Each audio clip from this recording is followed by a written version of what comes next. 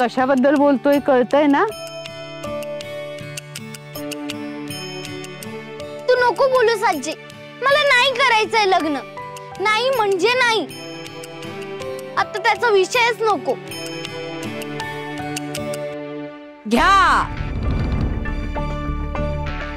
आता सखूच्या लग्नाचा विषय नाही निघणार तर काय माझ्या लग्नाचा विषय निघणार आहे?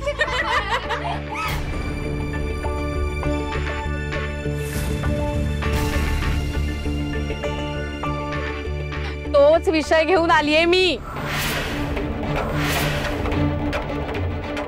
पण सखू समोर तो विषय नको. जा ग मुलींनो, तुम्ही जा, बाहेर खेळा, गप्पा मारा. जा जा, मला मोठ्या माणसांशी बोलायचंय. जा. सखू चल. चल सखू. उमावंस, काहीतरी गोडा धोडाचं करायला घ्या. अहो, कडकडीत उपास, व्रत, पारायण केली तरी मिळणार नाही अशा प्रतिष्ठित आणि गर्भ श्रीमंत घराण्यातून सखूला मागणी आली आहे. मागणी.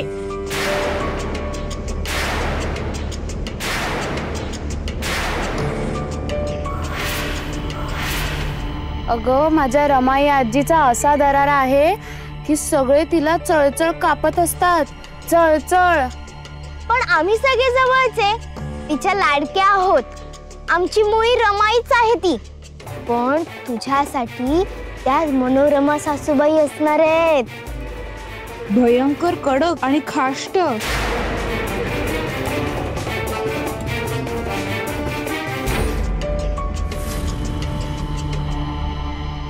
अगं बाई, मागणी. अहो, ऐकलत का?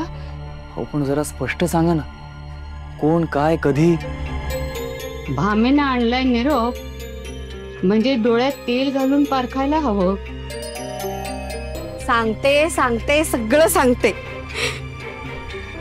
उमावंस, माझ्या मावशीनी तिच्या मुलासाठी मागणी घातलीये, तिच्या दिगंबरसाठी. माझी मावशी म्हणजे मनोरमा मावशी. मोठी हुशार, कर्तबगार आणि धोरणी बाई आहे. तिने ना स्वकर्तृत्वानी शून्यातनं निर्माण केलंय सगळं विश्व. भरपूर शेतीवाडी, स्वतःची पेढी, शिवाय सावकारी पण करतात. लक्ष्मी अगदी पाणी भरतीये घरात. कशाची म्हणजे कशाची कमतरता नाही. वैभव अगदी उतू चाललंय. सखू तिच्या मनात भरली म्हणजे सखूचं भाग्यच म्हणायला हवं.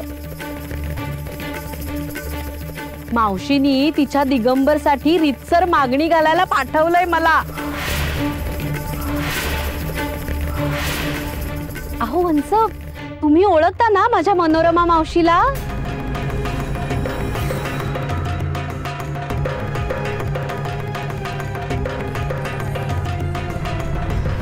असे डोळे मोठे करत म्हणते आणि भुवई अशी वर करते ना. काय ग कार्टे, आई बापांनी काय संस्कार केलेत की नाही? रीत भात काही शिकवले का नाही?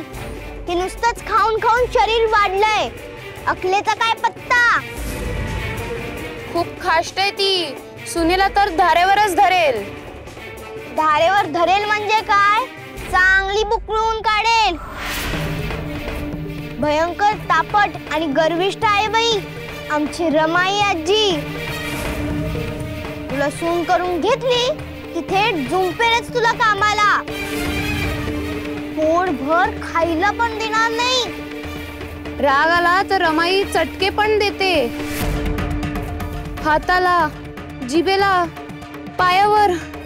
काही विचारू नकोस. तुझं काही खरं नाही. मागणी आले म्हणून हुरू नकोस.